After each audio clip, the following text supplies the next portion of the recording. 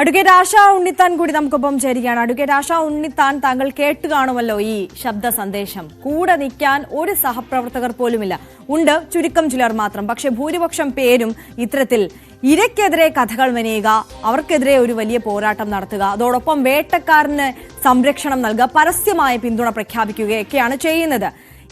ഈ നിയമം സംരക്ഷിക്കുന്ന അഭിഭാഷകർ തന്നെ ഇങ്ങനെ ചെയ്യുമ്പോൾ എന്ത് സന്ദേശമാണ്, നീതിബോധത്തിന്റെ എന്ത് സന്ദേശമാണ് ഇവർ സമൂഹത്തിന് നൽകുന്നത്? നോക്കൂ, ഇത് വളരെ ക്ലിയർ ആയിട്ടുള്ള ഒരു കാര്യം എന്ന് പറഞ്ഞാല്, പൊതുവെ ഒന്ന് സ്ത്രീകളുടെ നേരെ നടക്കുന്ന അതിക്രമങ്ങൾ വന്നു കഴിഞ്ഞാൽ, ഏത് തരത്തിലുള്ള അതിക്രമമായാലും ഉടനെ അതിന് രണ്ട് സൈഡ് ഉണ്ടെന്ന് വിശ്വസിക്കുന്ന ഒരു മലയാളി സമൂഹം അല്ലെങ്കിൽ ഒരു പൊതുസമൂഹമാണ് നമുക്കുള്ളത്.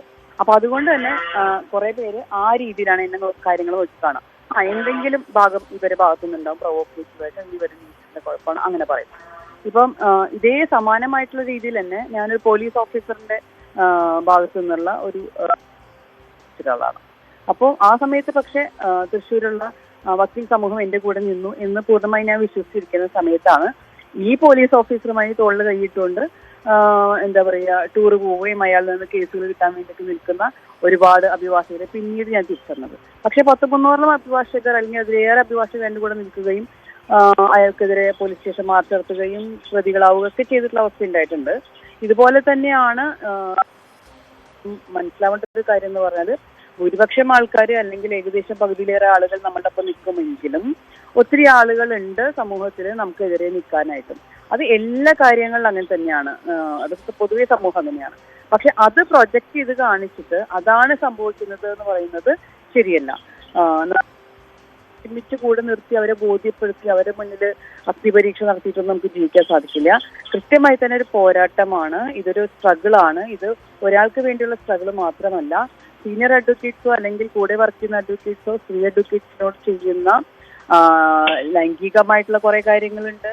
അതുപോലെ ഇതുപോലത്തെ ഫിസിക്കൽ ഹറാസ്മെന്റ് ഉണ്ട്, ഒപ്പം തന്നെ വെർബൽ ഹറാസ്മെന്റ്, ഡിഫോമേഷൻ. ഇവർക്ക് ഇരുന്ന് പറയാനുള്ളത് അവരെ കുറിച്ച്, അതായത് കൂടെ ജോലി ചെയ്യുന്ന സ്ത്രീകളുടെ എന്താ പറയാ, അവരുടെ കൂടെയുള്ള കൂട്ടുകാരോ അല്ലെങ്കിൽ അവരുടെ മറ്റു രീതികളെ ഒക്കെ ഇവർക്ക് ചോദ്യം ചെയ്യാനും സംസാരിക്കാനും ഒക്കെ മാത്രമേ ഇവർക്ക് സമയം ഉണ്ടാവുള്ളൂ.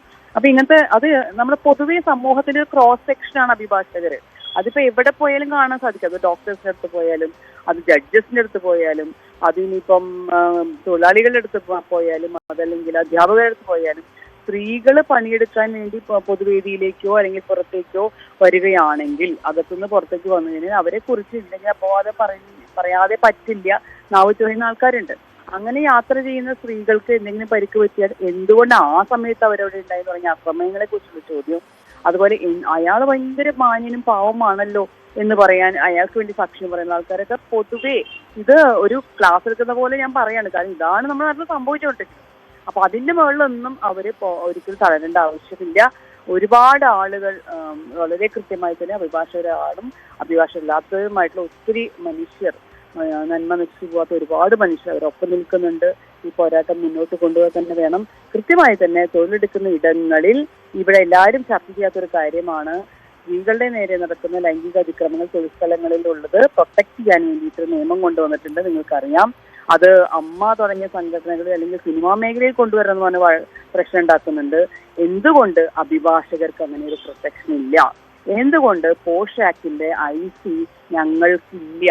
ഞങ്ങൾ ഒരുപാട് ആവശ്യപ്പെടുന്നുണ്ട്, ഹൈക്കോടതിയിൽ അത് ഉണ്ടാക്കിയും വെച്ചിട്ടുണ്ട്. പക്ഷെ എന്തുകൊണ്ട് എല്ലാ ബാർ അസോസിയേഷനിലും അത് ഉണ്ടാക്കുന്നില്ല?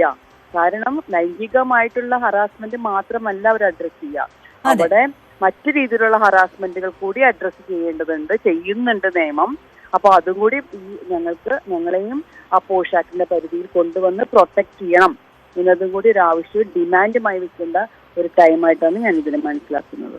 തീർച്ചയായും വളരെ നന്ദി ശ്രീമതി അഡ്വക്കേറ്റ് ആശ ഉണ്ണിത്താൻ ഈ ഘട്ടത്തിൽ ഞങ്ങളോട് പ്രതികരിച്ചതിന്. എന്തായാലും അനീതിക്കെതിരെ ശബ്ദമുയർത്തിയതിന് ഒരു അഭിഭാഷക എത്രത്തോളം ഒറ്റപ്പെടലാണ് അവരുടെ വിഭാഗത്തിൽ നിന്ന് തന്നെ നേരിടുന്നത് എന്നതിന്റെ നേർസാക്ഷ്യമായി മാറുകയാണ് ഷാമിലിയുടെ ഈ ശബ്ദ സന്ദേശവും.